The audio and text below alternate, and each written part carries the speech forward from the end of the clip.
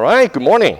So today we'll definitely finish the motivating example there. I got two more for you, but I'll just walk them through very briefly, just to put you into perspective. Once you have mastered all the data structure we're going to learn in this course, these are things that you can do, you may do. Of course, there are many more things you can do, but I'll just give you some example. All right, and also, I presume you guys got the iClicker already installed, right? So I think at some point, maybe on the halfway through, possibly, we can maybe do some trial attendance check. Okay. All right, let me continue with the searching problem that we talked about. So searching and sorting are the two foundational problems that either computer science people or software engineering people have to worry about. Of course, we're going to learn about a well-known algorithm in this course. But let's just make a conclusion on this example.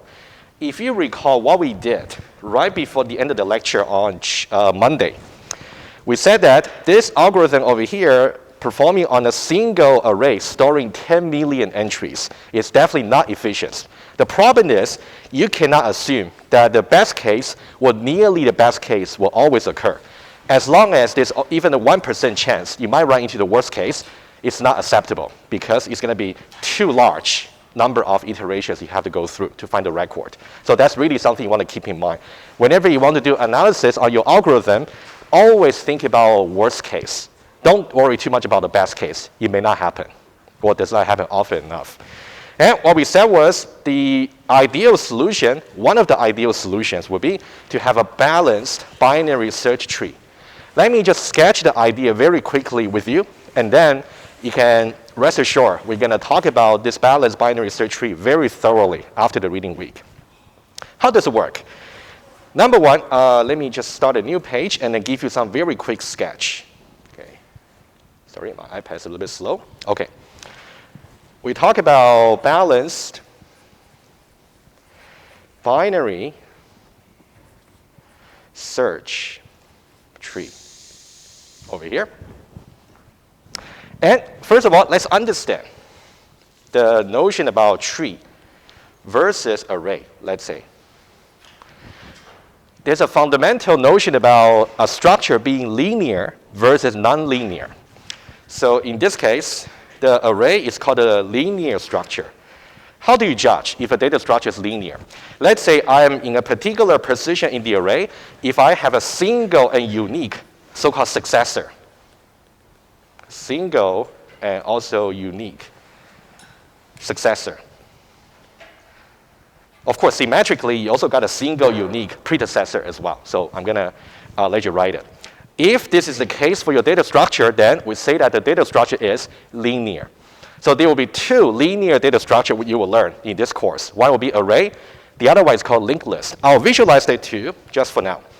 The linked list will also be linear, in the sense that rather than array, it will be a continuous memory block, right? As you learn in 2031, maybe you're learning it.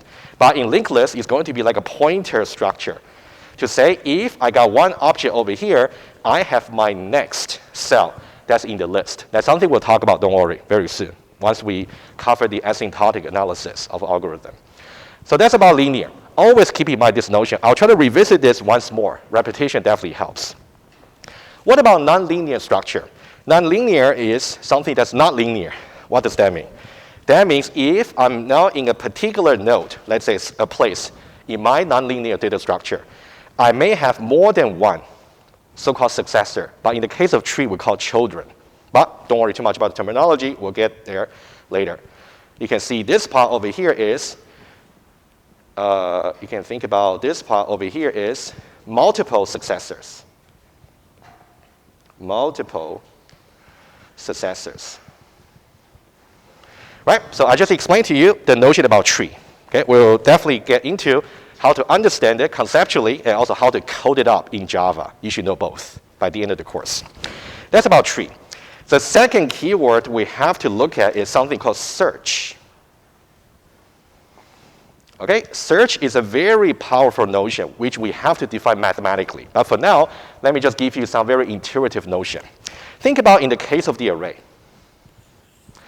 If I'm currently in this cell over here, the best I can do, let's say this is not a hit for the SIM card that I'm looking for. The best I can do is go to index I+1 or I+2 and etc. right? So I'm basically just moving very small portion ahead in order to really make a progress. On the other hand, if your nonlinear data structure satisfies the so-called search property, we can do as follows, okay? So you can see this will be a very minimum tree we can have. The general way for computer scientists to draw a tree will be like this. Okay, what does that mean? That means we got the top of the tree, and you might have 2 nodes over here, and these guys also got nodes over here, and etc. So that's arbitrarily big. Okay? So what does it really mean? When you actually have a search property, that means the following. Let me draw another one. Let's say this is so-called the first node or the root of the tree. And then, since we got more than one successors or children over here, oh, let me draw better. Over here, and also over here. So we got 2 so-called subtrees over here. If you got the search property satisfied, that means rather than just being able to go to the next one or the next one in the linear case, what you can do is I can choose to go to the left. Guys, one question for you, very intuitively. If I'm able to decide from here, I can just go to the left and continue my search over here. What have I effectively eliminated for my search? This case over here. Every time you go for the left, you eliminate the search space for right. Every time you go for the right, you eliminate the other half symmetrically. It's a very powerful notion about search property, the consequence will be you got very efficient search. So one more point. If I satisfy the search property, that means the way I'm going to do the search will be as follows. Starting from here, I might go to the left, go to the right, go to the left, go to the right, and etc. to the tree. Intuitively, how many times do you have to do such going down operation? What would that correspond to? Logging, you're going to jump a little bit more too much ahead, but not logging, even more intuitive. And logging, that's too precise, intuitively. That's okay, guys. You are thinking more sophisticated than I am. That's okay. Height of the tree, okay, which is log n. Okay, this will be the height of the tree. All right. Let me pause a bit. I think this, even though we're still talking about motivating example, but it's more like a recap of what you're going to learn after the reading week. Let's go a little bit deeper here. If I say every time if you satisfy search property, you only go to the left or go to the right. And then eventually, how many such operations do you have to do? It will correspond to the height of the tree. So now here's a question. You mentioned that the height of the tree will be log n. I can tell you that it's the ideal case. Can you always guarantee your tree, the height is going to be log n, where n is the number of nodes in the tree? Can you always guarantee that? The answer is no, unless you satisfy the final property called balanced, the balanced property. And balanced property will have to be defined very precisely using math, which I'm not going to trouble you with that. Just remember, this can guarantee the height of the tree is log base 2 n. In this course, whenever we have a log, implicitly it's of base 2. If I ever have to use a different base, I'll let you know explicitly. Okay. And the n over here will be the number of records. Right? Right? That's about a very intuitive sketch about this balanced binary search tree. Every term is important. And let's go back to the motivating example. We can now make a conclusion. We said before, the worst case for searching through this linear array is 10 million. And now, if, let's say, magically you're already given this balanced binary search tree, how many search operations do you need to do in the worst case before you get hit? It will correspond to the height of the tree, which would be log n. Even more precise, let's do a little bit of math over here, which you will have to do very soon. So log base 2, what's the n over here? 10 million. Can anybody tell me what this number is? If you already peek what the answer is on the slide, don't say. Go ahead. Yeah, of course, yeah. This one here is definitely the number of residents in the city, that's for sure. Number of residents in the city. That one's for sure, absolutely. But now my question is, what will be the value of this? Approximately 24, getting pretty close, but I would say it's closer to 24. I tell you why, okay? Let's do a little bit of math over here, guys. Don't be too terrified, okay? Let's do that. So it's going to be log 2. Let's rewrite this part over here. We know that you should really know 1,000 is roughly 2 to the power of 10. 2 to the power of 10 is 1024, right? And it's, it would be, you can think about 10 to the power of 3, and then 7 divided by 3 will be 2.333. All right? And let's do a little bit more. 10 to the power of 3, we know roughly it's 2 to the power of 10. And once we have rewritten this, it's going to be log 2. 2 to the power of 10 multiplied by 2.3333. 23.3. So that means if you take the log of that, it's going to be 23.3 something. But you don't really have 23.3 iterations, so it better be 24. That's why. All right, guys, are we okay with the reasoning? This is kind of the thing you will have to do. I just want to give you a flavor about. Huh? Sure, on the exam. Definitely on the exam, and maybe in the written test, and also, also good for your knowledge, right? You definitely need to know how to do such reasoning. That's why you will see on the slides, I give you the magic number 24. That's how I derive it. All right, guys, any question about the first motivating problem, searching? Let's do sorting later, okay? Let me go through the next several motivating problems very quickly. We shouldn't really be dragged too long, but at least you can get motivated. And the second one is more about routing problem. Basically, unfortunately, graph is not something we're going to cover in this course, but once we have done tree, graph is a very natural extension to tree, which you will learn about extensively in 3101. But a very typical problem is, let's say if you got the flight map, for example, from city to city. For example, from Toronto, if I want to get to, let's say, Seoul, South Korea, how many possible flights do I have? Maybe I can save the money by making a transit somewhere, maybe stop by Vancouver, or maybe I can go somewhere else, right, or a direct flight. So it's kind of the problem you can actually implement and solve. That's one thing, very complicated graph. Another one is, if you have the Google map, you can actually say, you want to go from where to where. Let's say I want to go from Glendon campus to Keele campus.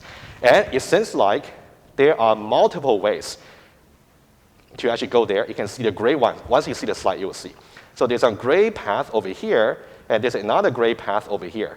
And the blue one that's highlighted is the most efficient way to go there. So you can think about every intermediate stop along the way is more like a node in the graph. Okay? So that's another application. Of course, Google has done a great job in doing this. It's just so amazing. When I was driving sometimes in the rush hour, it can even tell me, do you want to reroute? Because the route you're currently taking has some traffic collision or something. Right? So anyway, that's something you can also put in perspective. You might be able to do it later. And I want to do one more motivating example. And this one here is more about, I can give you a little bit of promotion about one which is the EECS2011 compilers. Okay, it's like an elective course, I think, for any degree. It's not really mandatory. So I'll just give you some motivation problem over here. Compiler is really a program that can turn something into something else. It might sound very general, but compiler is really that powerful. As long as you can define the syntax of certain language, you will be able to translate from that language to anything else. Are you guys taking 2001 at the moment? Maybe maybe not for the engineering student. I do apologize. But for those of you who are not in the engineering, you might be taking 2001. there is something called context-free grammar you guys will be learning. Just pay attention to that. That's a very powerful notion. Okay? And let me just give you here. So a very conventional use of the data structure by a compiler is to say, let's say you're given some program, you want to optimize it for the best performance. This is a very typical way. Let's say in year 2031, let's say you have written your C program, and then you use the C compiler to compile that into machine code. The machine code itself may not exactly correspond to what you wrote originally, but that one there has been optimized for its performance. That's the kind of problem you can do. But let's just walk through a little bit, you get some idea. And what kind of data structure do you need for this optimization? Tree. Every program you write can be represented as a tree. That's something you can put down as a fact. All right, I'll give you guys a little bit of time just to get through this. Okay, that'll be the last motivating example for us. Take a look at this program here. It's not written in a language you might know. That's okay. Let me explain that a little bit. We got variable B, C, and also A. We assign them to each one of them to some value. That's what we do first. And this is more like a bounded loop. We're going to run with a loop counter I, ranging from, this may not be I, maybe 1, from 1 to n. There's a typo here. Okay, let's say we want to run the loop from 1 to n. And then every iteration there, we're going to do the following. We're going to read some input integer d, and then we're going to update the value of a by the right-hand side, which is this computation. And of course, that's multiplication. It's perfectly okay for you to write this program as a programmer. However, the compiler might do something even without your consent, because the compiler will believe they can optimize the performance. And one thing to note, every time the compiler optimizes the performance, there's one very fundamental assumption. They would not change the meaning of your program. They only try to optimize the performance. Can anybody at least suggest why the performance of this code over here, or pseudocode, is not ideal for its efficiency?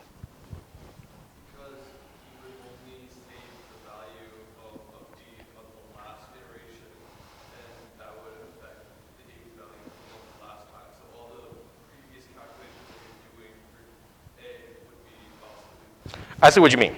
So it's a good observation, but it's not exactly the problem. Let me just rephrase what you just said. It was good.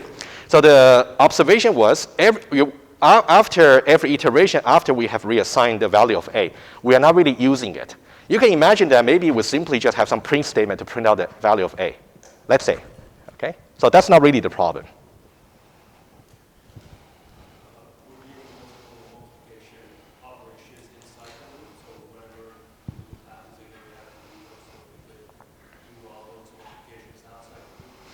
Okay, that sounds very promising to me. So the observation was, it seems like this particular chain of multiplication can be somehow done more efficiently. But are you suggesting we're going to move the whole thing outside the loop? Or only part of it? Part of it. Which part, please?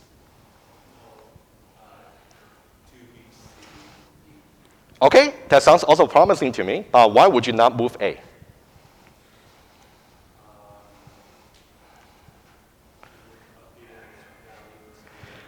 Yeah. So somehow, yeah, very good. I don't want to push you too much. Okay. So you can think about this A value here depends on what you updated to in the previous iteration. So you cannot move it. So guys, that's kind of the reason. But my point is, if you look at this particular expression, or when the compiler looks at it, this particular expression here is so-called invariance, or it doesn't change its value between iterations, because between iterations, the left-hand side of the assignment only contains A. We never modify B, C, and D. So 2 times B times C times D is always a constant. So why do you have to do this multiplication every iteration? We will be better off in terms of efficiency if we move this outside. All right? Let me make that observation here, and then I'll make a concluding remark. So this one here is basically states. Okay, this part here states invariance or unchanged. between iterations. Okay, and now, given this program over here, what's the final product? The final product is the compiler will compile this program somehow into the second version, which is exactly what we just concluded. The D? Yes, absolutely. You mean the, yes. So there was a typo here. That should be temp, right? Yeah, sorry about the typo. I'll fix that. I'll provide this diagram for you as well. And then in this case, you're going to get 2 times B times C times D. You calculate it only once. And then you can simply use it between iterations. Question at the back?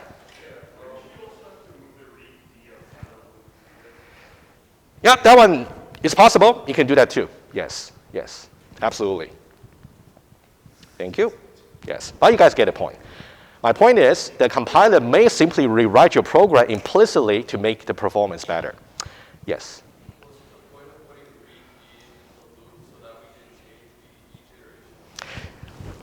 It's a little bit contrived program. I know what you mean. But yeah, think about this example definitely can be perfected a bit. Let's not worry too much. I do appreciate that. Yeah, so I would say, put it in this way. So the compiler is going to look at your program and see if there's any expression value that wouldn't change between iteration and try to move it up. You might be right. Maybe somehow compiler will try, and then they realize, oh, how can you read D outside their loop? There might be some decision they have to make. Yes. Guys, one more point. I really like you guys' engagement. I really appreciate it. But now let's take a look at one more thing.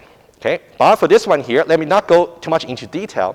The way compiler automates such optimization is it's going to somehow transform, or to say to parse. You can see there, here is a keyword in CS or SE. So it's going to parse your program into a tree like this.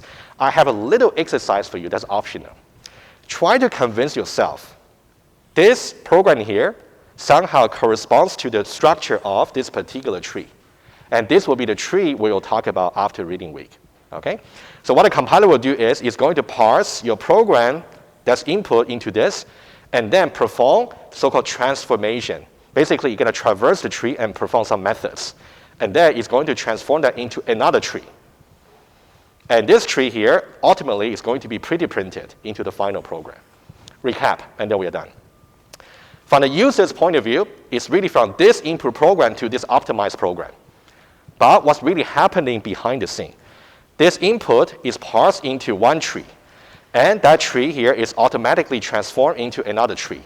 And that output tree is pre-printed into the final program you see as a user. All right, that's a very fundamental application you can actually do by using a tree. Yes? Yeah.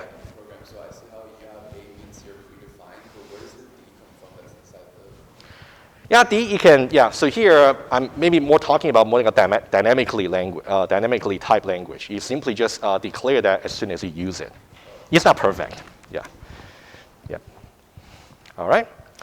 All right, guys. So the other motivating example, the final one, maybe I wouldn't dive into it too much, but for those of you who might be interested, there is a very practical tool called Object-Relational Bridge. You can feel free to actually look it up yourself.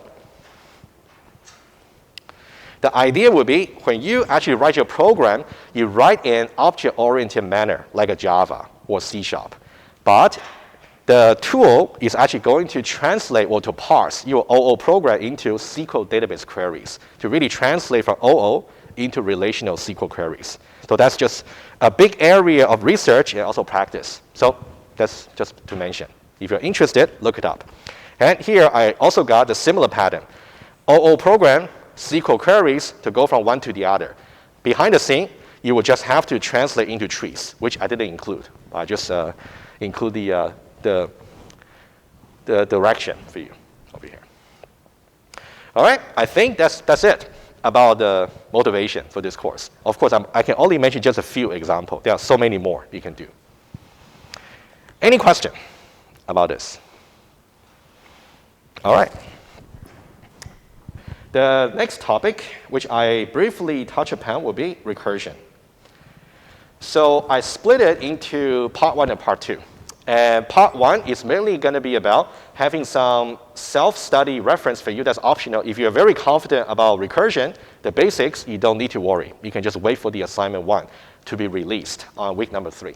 But if you don't think you really grasp the recursion very well, then I would suggest you actually take advantage of this week and next week to study that, to catch up. Because in your programming test 1 later, we're going to test you on that. Not just the basics, but also the more advanced. Okay, so the slide number 1 over here, let me try to see how much I can go, and then we'll take a break by taking attendance. We're still fine in terms of time. Well, it's assumed from 2030, and then you want to review these questions over here. Are you able to really answer them confidently? What makes a method recursive? And how do you trace the recursion using a call stack? And also, how do you define recursive helper methods on arrays? I'll try to review one example together with you today. Okay, so at least you get a little bit more hints on how to do the self-study. And if you want to review about the basic for recursion, I already included a reference over here. You can take a look. Okay, go to that particular week, and then you can just follow through the lecture. About 3 hours. And after that, you can, or alternatively, you can simply just go through the slide to see which one you might feel more comfortable or feel trouble that you need to watch the video. And if you want to do some programming exercise, I included a lab exercise from last year. Okay, it's definitely the recursion on the arrays. The starter code in Java here, and that's a link to solution. Everything's available to you. I would recommend you to at least try to see if that's kind of the problem you will need help, or you are already okay. Either way is fine. Yes, question? Just wanted to make sure, I actually looked at the earlier, is it just a Sorry? Yes, it's an Eclipse lab. Yes, yes, definitely. Yeah, as I mentioned on Monday, so for this course, we assume you use the Eclipse IDE. So when you do the lab submission, and also when you do the programming test submission, the program we're going to use to test your program is going to be assume Eclipse. Yeah. Absolutely. Yeah. So if you got any trouble importing the project, let me know. Yeah. But it should be rather easy. Eclipse. Eclipse. Yeah. Again, Eclipse officially. If you want to do IntelliJ or other IDE just for your own practice, no problem. But officially, Eclipse. Okay, you can also make use of my office hour if you got any question when you do the self-study. And then we'll try to maybe look at one basic example today. And then I'll try to see how much you guys are feeling, and then we can maybe just walk it through very quickly. We'll see. Oh, sorry about that. So I will try to fix the slides. So basically, that one just to say, we're going to focus on the more advanced example later in the course. Okay, I'll fix that part. Okay. All right, so we're going to go over recursion basics, and then you know about the resources already. And then, okay, principle. A very quick reminder about recursion. Every time you define a method recursively, you want to make sure you cover 2 kinds of cases, base case and also recursive case. Right? Conceptually, let me just go over that very quickly here. Conceptually, this applies to any recursion example you have to do, either basic or advanced. So let's look at the conceptual understanding here. If you want to solve a problem recursively, okay, so there are 2 cases. Either you're given a small enough problem for which you can solve immediately. It's called a base case, in which case no recursion should be expected. On the other hand, if you're given a larger problem that's large enough, you just cannot solve immediately.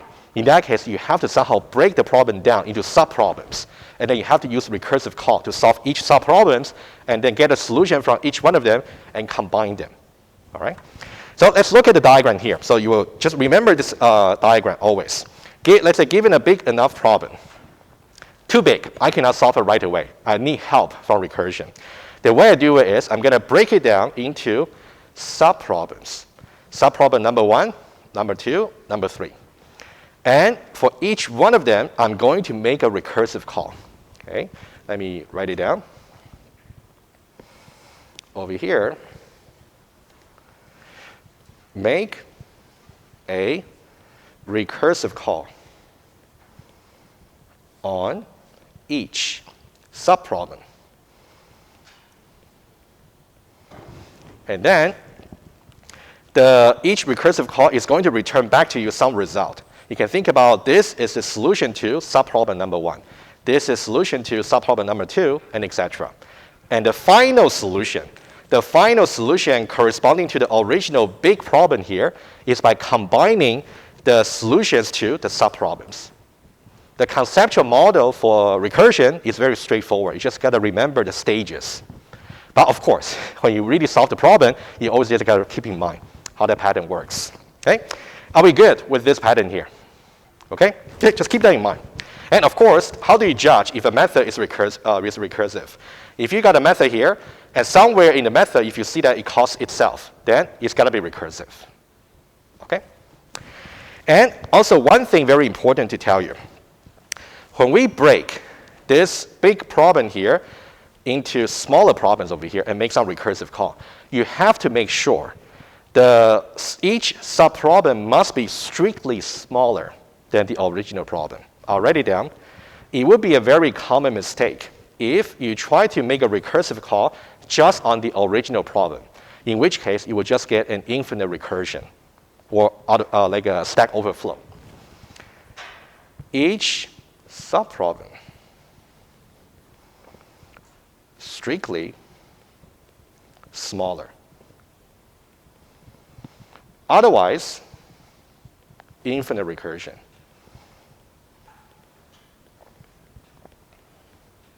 And if I have any doubts about it, you will see some example in the recursion basics lecture, which I suggested to you. All right, I'll leave you with that. Are we okay so far? Okay, so the next part over here, base case, recursive case.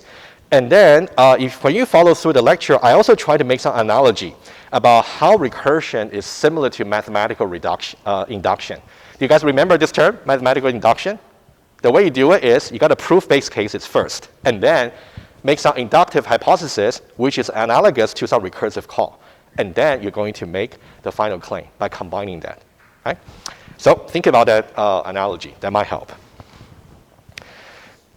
And that's the method I just talked about, right, as a basic. And you want to make sure the subproblem over here is strictly smaller than the original problem. And call stack. So I wouldn't spend much time about call stack in the lecture. So what you guys need to do, I already included some reference for you. Okay, so for the call stack, let me just briefly talk about its concept. Stack is actually one of the data structure that we're going to talk about, but not so soon. So for now, all you need to know is every time, I'm not going to read it, so you guys can read it when you study. The idea would be every time if you make a method call, you will need to push that particular method call onto the stack. And every time if a method returns or if it finishes its execution, you have to pop it off from the stack. So these are the two fundamental operations you have to remember. And I do want to challenge you by asking you to actually focus on paying attention to one particular example, which is about Fibonacci sequence. Okay, let's do some very quick exercise together. This is more like a cliche example whenever you talk about recursion. One is factorial, which I wouldn't even bother to talk about at this level, right? How about Fibonacci number?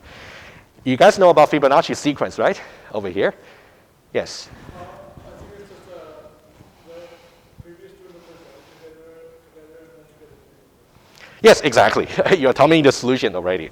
So guys, I think the exercise you should really want to convince yourself is if I ever give you something similar, and I said I want you to really come up with a recursive definition for this particular sequence over here. Fibonacci number is one example there, but if I give you another one, you ought to really know how to come up with it.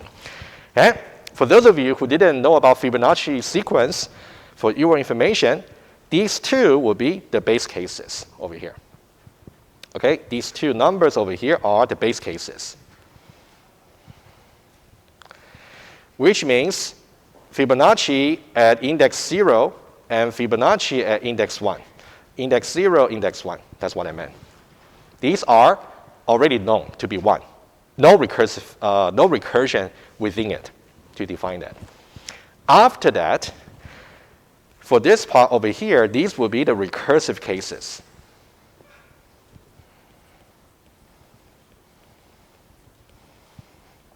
Okay, so now, if I want to figure out, for example, 13, how do I figure that out? I need to add up the number before and even before, these two numbers. Okay, for example, 0, 1, 2, 3, 4, 5, 6. This will be Fibonacci at index 6. This will be Fibonacci at index 5, Fibonacci at index 4. Right? You can see this one is equal to that plus that. What about in general? In general, let's make this n. So f at index n will be equal to -1, -2. Of course, you want to put in the side condition. N should be greater than 2. Oh, beg your pardon. Should be greater than 1 because we start from 2 over here. Right? It's a very quick review on this. Are you having trouble with this? Let me know right away. Okay. And the example I want you to go through is about this. I'm not going to pollute this page over here. It's already done in the video quite nicely. So I will really encourage you to really study this carefully. What should you study? Number one, convince yourself this recursive definition over here is really represented correctly by this recursive method. Of course, you may define that slightly differently. That's okay. I'm just saying for this particular one, make sure you see the one-to-one correspondence from here to here. And then the video is going to show to you how you can use the call stack to trace Fibonacci of 4. It's going to return back to you this number over here. Okay? That's basically what you got to do. Right? That'll be the exercise for you. Trace Fibonacci of 4 via a call stack. Okay. And if I go back to the slides over here, you will see that, yeah, study this video. So that video will give you the solution about the tracing. But I would suggest maybe try to do that yourself before you look at the video. The video takes about 20 minutes or so. But you can fast forward, make it 2 times speed if you want to. That'll be 10 minutes then. Okay. Next one. And let's now talk about the example on recursions on an array. This will be very important because even for the advanced example that you will be dealing with in the assignments or in the programming test, you have to make sure you can very smoothly use the callback value idea in the recursive call. So I'll try to maybe review that very quickly. Of course, if you got trouble understanding it completely, then you can still reach out to me. Okay, let's take a look. So rather than just having number or like an integer as the input for the recursion, we want to make it more useful by having a collection like an array. And there will be some natural extension to this. You can even use array list or maybe some other Java collection library as well. I believe there might be some example you can use in the assignments. We'll see that. Okay, but let's talk about array just for now. So what we want to do is we want to see how we can do recursion on a problem where the input is in an array. Okay? Let's look at this one here. This is a very naive solution. I will just maybe walk you through very quickly to tell you why it would be bad. But to see the more detailed tracing, you can see that recorded video. Let's take a look. Over here. Okay, so this is a method that we want to define recursively. Okay, you can see here, this is the input, which is an array. Okay, I'll make it a little bigger for you. Like that. Okay, and inside the method over here, we got 1, 2, and 3. 3 cases, right? Some of them are base cases. Some of them are recursive cases.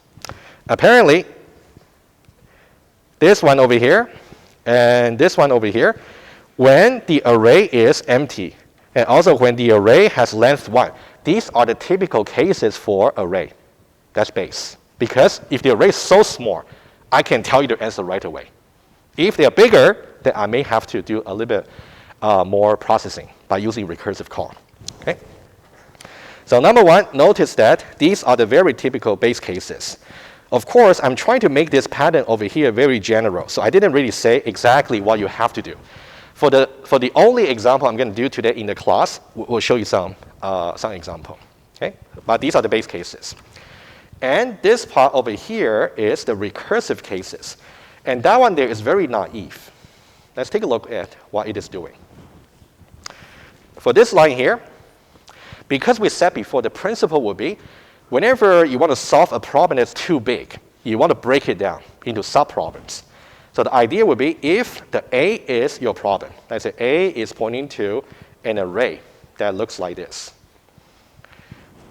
That's too big, so what I would do is I'm going to break it down into several parts. Okay? What I will do is I'm going to create another new array of length -1, strictly smaller, right?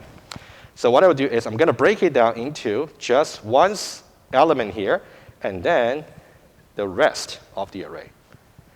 You can think about this part over here is really the subproblem I'm going to recur further. Subproblem. Right? You can try to study this loop over here and just convince yourself. Okay? And then we're just going to make a recursive call on this particular array. So conceptually, this subproblem over here will be subject to recursive call. Recursive calls. Right? This solution over here is not ideal because it's very inefficient in terms of the space. Let's take a look for this one here very quickly. If I want to make a recursive call on A2 over here, so if I try to make the recursive call, let's say I say M, and the array over here is A, B, and C, right? I'll try to just make a little bit symbolic notation over here. That's the original one. In order to make a recursive call on that, I'm going to create a new array, B and C, which will allocate new memory, and then make a recursive call on that. And an array of length 2 is still too big. So what I will do is I'm going to break it down into another new array, C over here, and then make a recursive call. So how many arrays have I created? You can think over here, one here, and one here. So these all occupy new space in the memory. But this is a very small scale example. If I got 1 million elements in the array, how many new array do I need to actually create? In that case, you may not even able to finish your recursion. You just got out of memory problem for your computer. All right? So guys, this one here is just mainly to tell you simply creating new objects for each recursive call is not the way to go in general. What you really want to do is to use a concept that we learned in 2030. It's called call by value. All right? I'll write it down here. Okay, so here, to resolve space efficiency problem,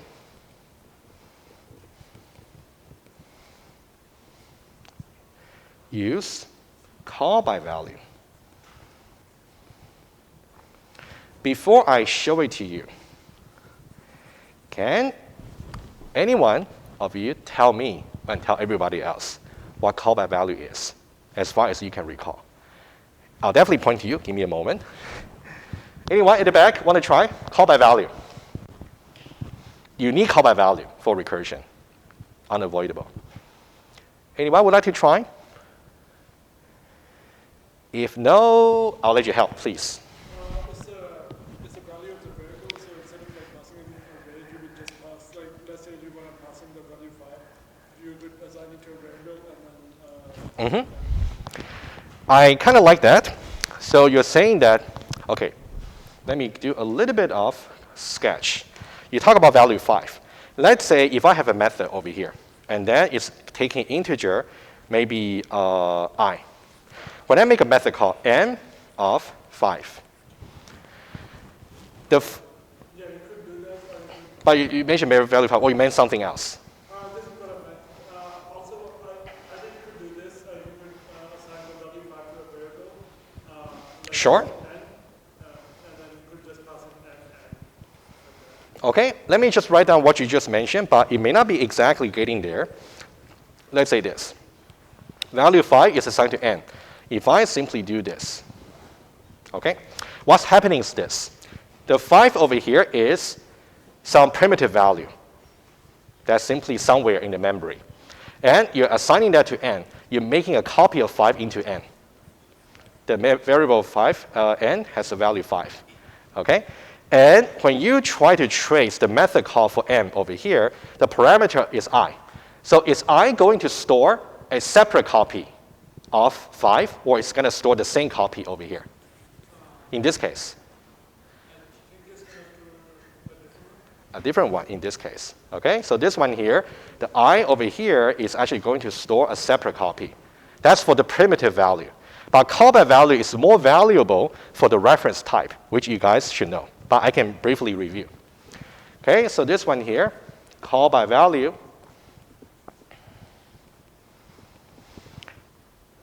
The parameter I for the method stores a copy of the primitive input value of n. You can see I here stores a copy of the input n over here, right? Are we okay so far? And one more thing to say. So there is a formal distinction between n over here and the I over here. Do you guys remember what the distinction was? How do you refer to this one here versus this one here?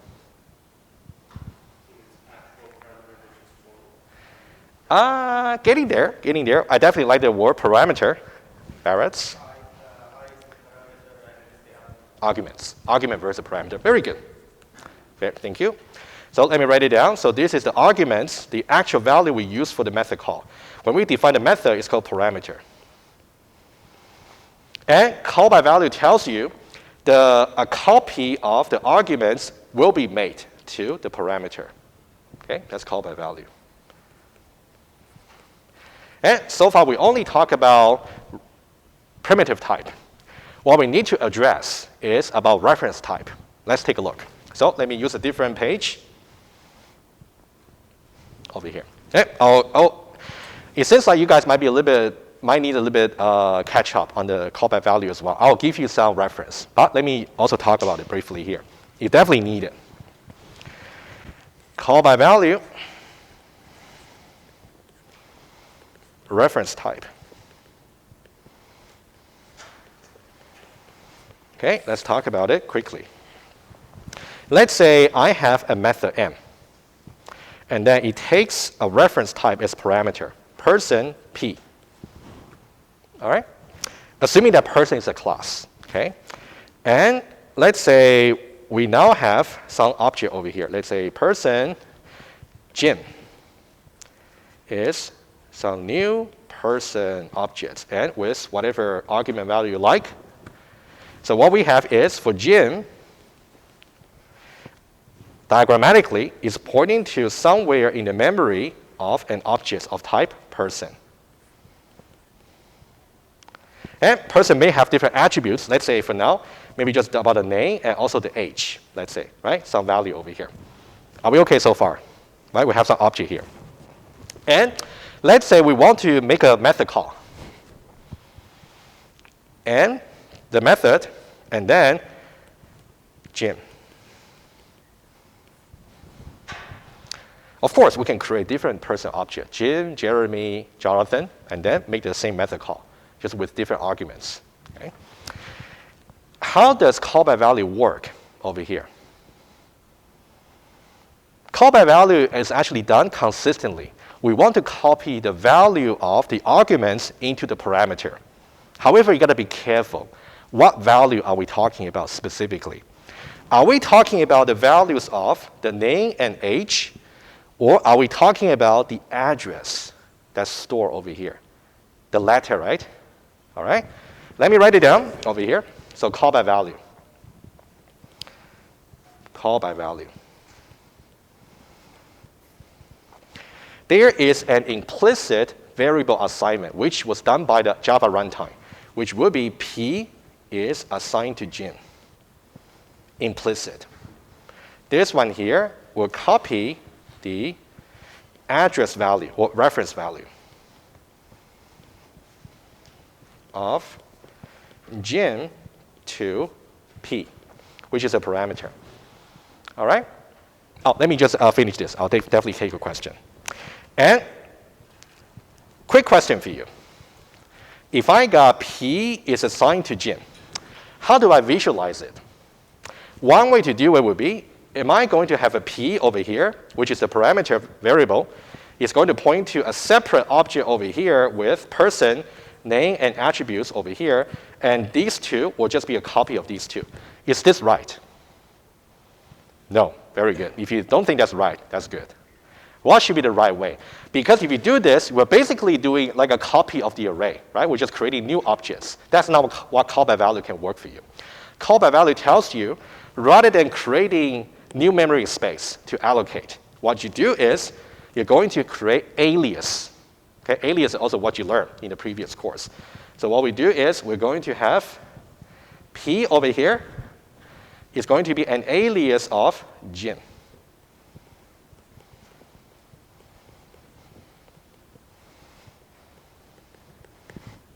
Okay? In that way, whenever you talk about P or you talk about Jin, you're really referring to the same objects. That's called by value. So why is this relevant to our recursive call? It's because every time you want to make a recursive call, you may have to go down many levels to really gradually reduce your problem size into the base case. But you want to make sure at every level, you're not really creating new objects, either new object of person or new object of array. You want to have a reference that's being passed around using call by value. That's always referring to the same array. Guys, that's a very important insight into it. All right? Any question about the call by value in general? If no, let me go back to that example over there. Okay? Let me finish this conceptual sketch, and then we'll take a little break, and then we should really do that example. Okay? I don't want to take you guys too long without a break. That's not good. Yeah, take a question first, please. You immediately addressed it after I put my hand up. Sure. So in my 23rd class, we Yeah. didn't explicitly learn call by value, but from what you just said, the idea that I'm getting is that instead of passing in a copy of an object where all of its instance variables are just given the same value, but it's in a new location, you're passing in that memory address of the original. Absolutely. Yep. So what your name? Oh, that was pretty much it.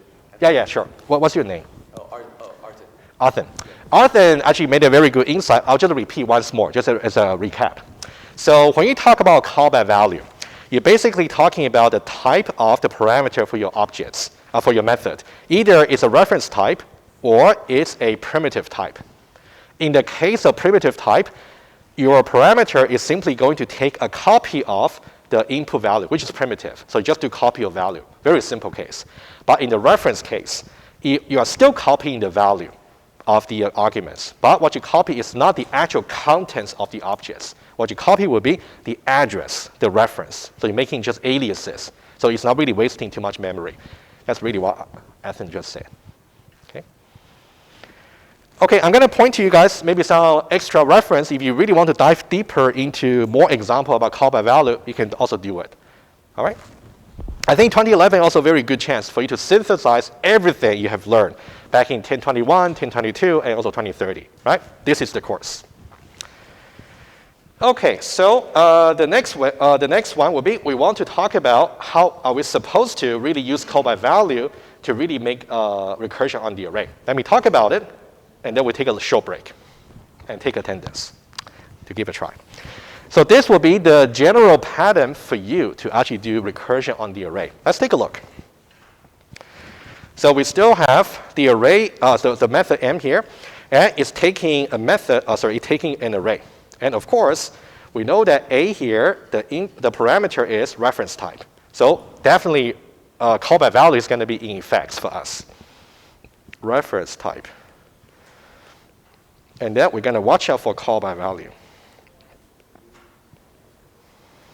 Okay, and we actually created 2 additional parameters over here. That's really the tricky bits when you first time see this. So that's why you want to get used to it in the first 2 weeks, in case you haven't seen that before. Let me explain that a little bit. So here you can think about these 2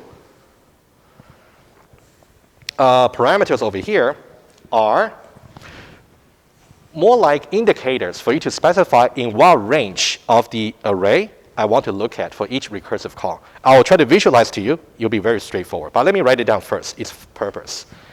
Indicating the range of input array that's meant to be examined in the current recursive call. I'll show you what I meant.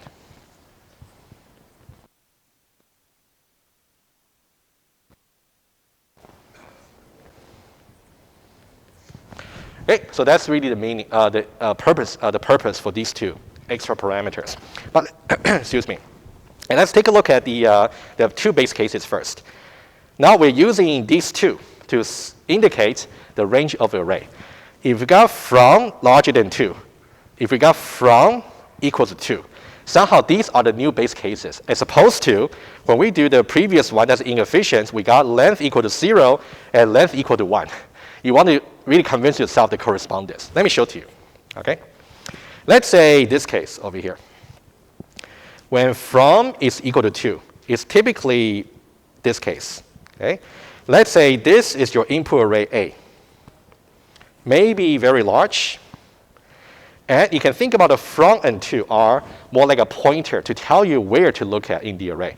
So it could be from is equal to 0 and 2 is equal to -1. It's possible. In which case, you definitely got the from larger than 2, right? In that case, what does that really mean?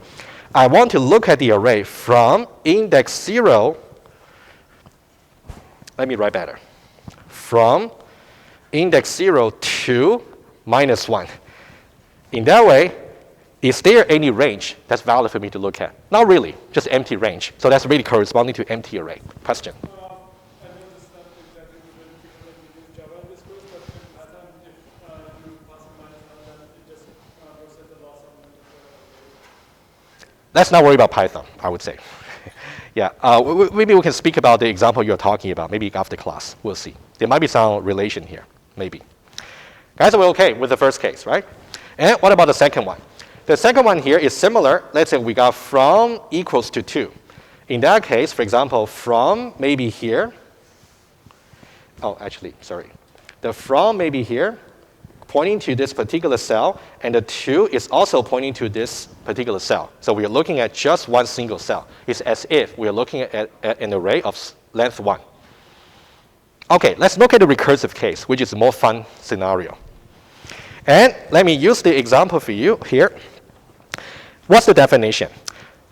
A very typical way to do it would be, we try to make a recursive call n over here, and then the A here, notice that A is call by value. Are we creating any new array objects? No, that's very critical, all right?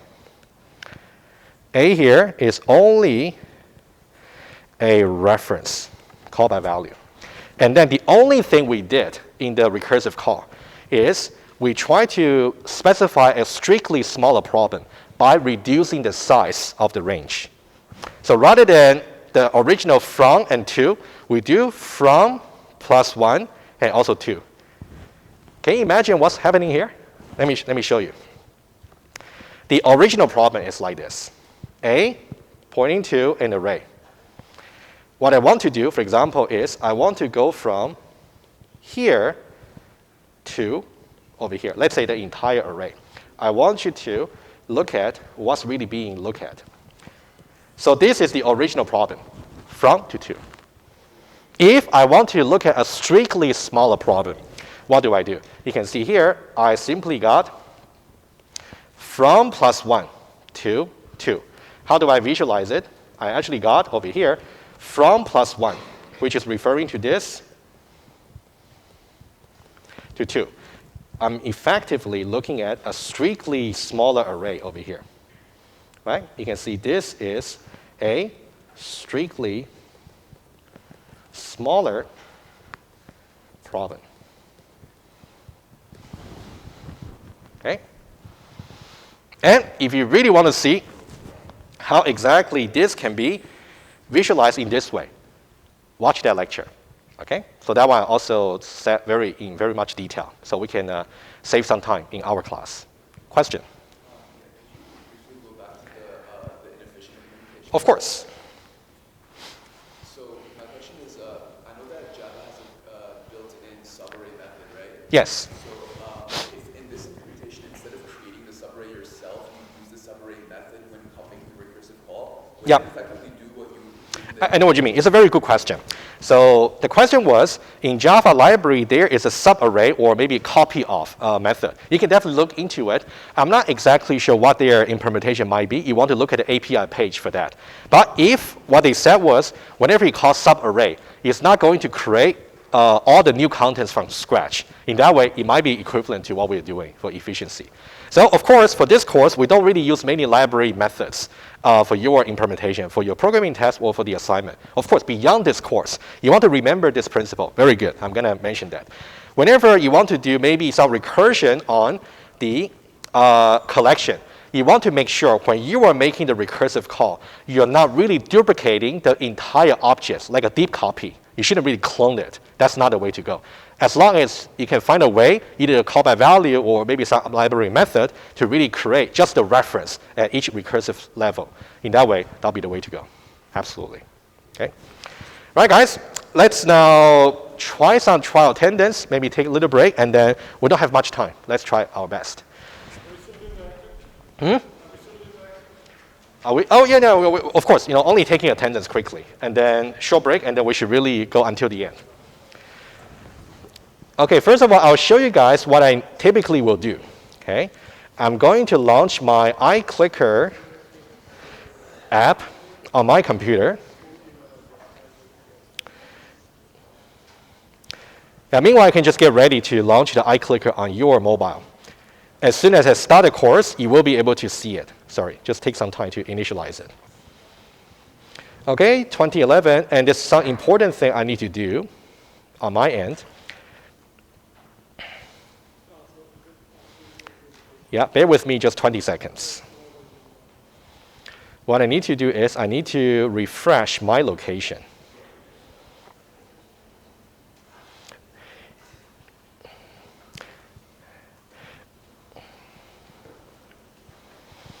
Yep, there we go. So what I will do is I'm going to go to settings. I'll try to do this hopefully next time before the class so we can save some time. I'll try. Attendance over here, and then I want to refresh my location. Otherwise, you might think I'm still at home. Allowed, and then save. Okay, so now I'm going to start the class. Okay, so what you guys will see should be some screenshots over here. Whatever screenshot, doesn't really matter. How about the example we just did? And select. You might just be able to choose some option and check in. Right? Some of you are already doing it, okay? And please do it as soon as you can. That's basically what I would typically do. You can click on any option, A, B, C, D, whatever you like. Once you check in, it will be recorded on iClicker. Yeah, just choose anything. Yeah, just choose any option. Yeah. The checking failed. Maybe check the some setting over there. So guys, I think if technical issue really occur, I would suggest try to see if you can fix it. And then if really not, what I would typically do, I'll bring some sign-up sheets over here. So while other people are taking some short break, you just come to the front and then show me your student ID, and then you can sign. that's fine too. But try to avoid that as much as you can. Okay, we got about 46. Okay, not too bad. So everybody's okay? Anybody having difficulty? You can.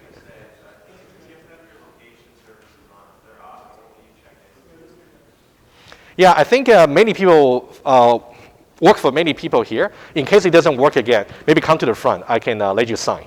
Yeah.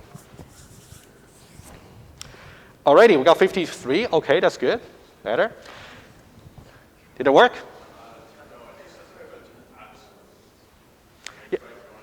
Yeah, maybe show the problem to me after class. We can take a look. Yeah. So later on, when I take attendance, usually I'll only take about 1 minute or two. So as soon as it works for you, you should really check in right away. Okay? We shouldn't drag too much time on that. All right, I'm going to stop the class over here, and then that's it. Okay, so the process is done. So once it is done, no arguments. Okay? Today's only trial. I'm going to delete the record from today, and then starting from next week, we'll do the official one. If you run into any issue, try to resolve it yourself, or maybe bring the issue to me. I might be able to help you a bit. Otherwise, yeah, you got to make sure. Yeah. Okay, so it's now 11:06. Why don't we just take a 2 minutes break? Okay, and then don't go away, and then we'll finish the remaining part quickly.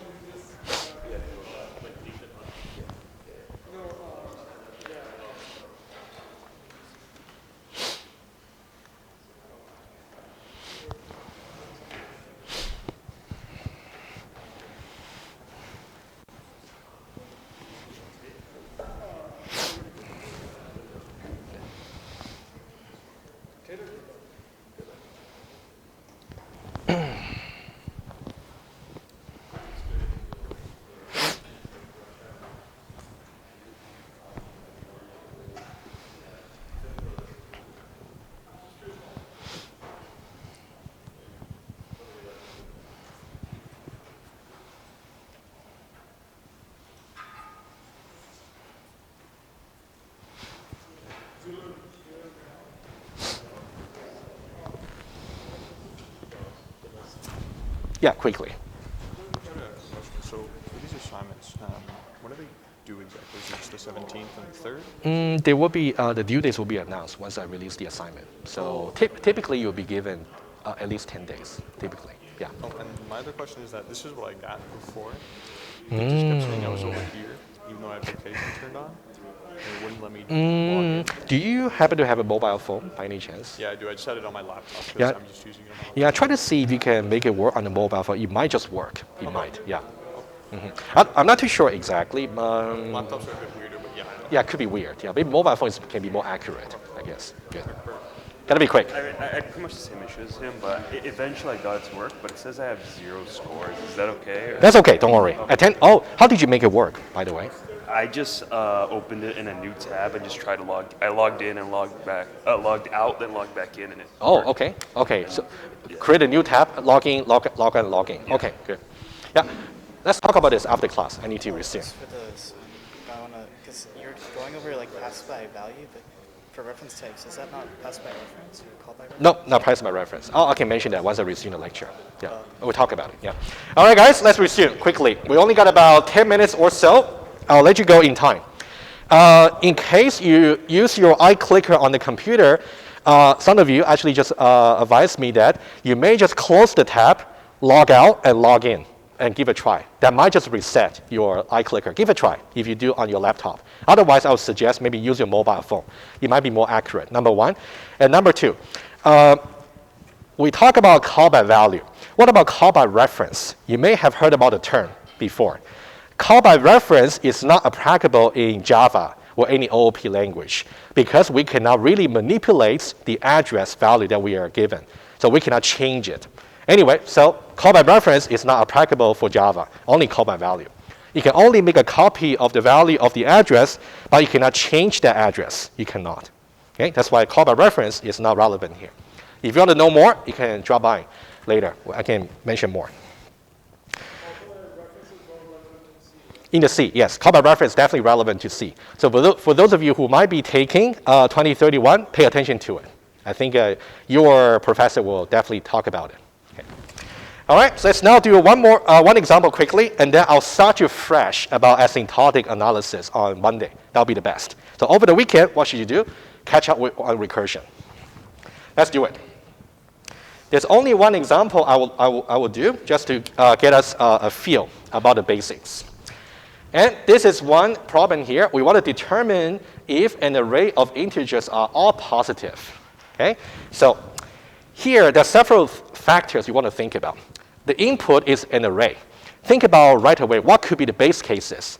And the base cases are usually an array of very small size, and typically maybe array of 0 elements, empty array, or an array of 1 element, and etc.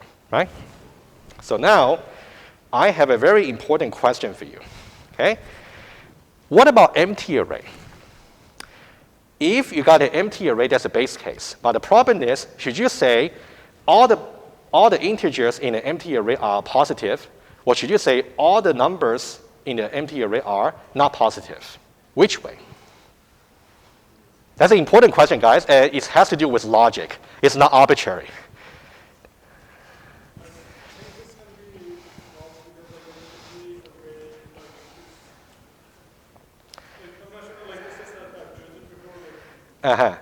That's okay. I appreciate you try.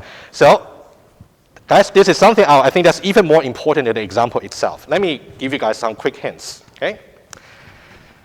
Empty array.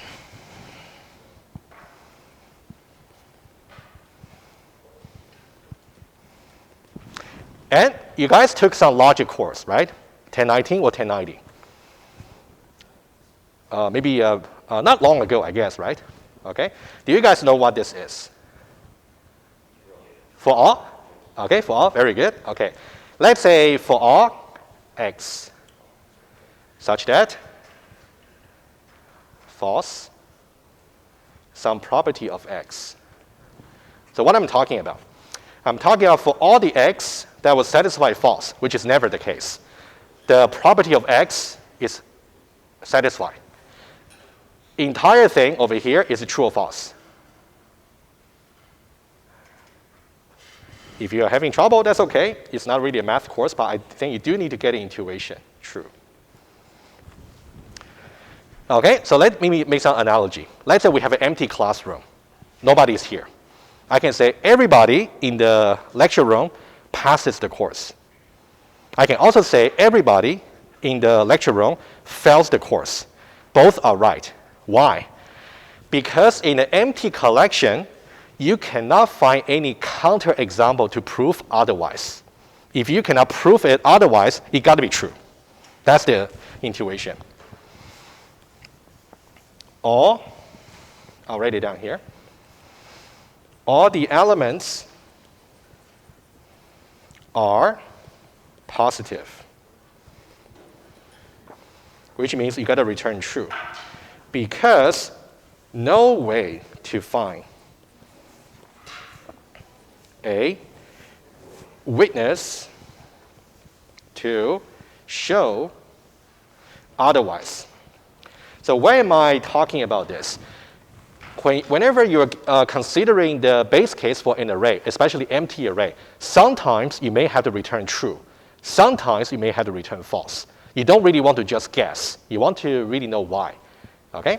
So when we talk about are all the numbers positive, so this has a more formal name. It's called universal property.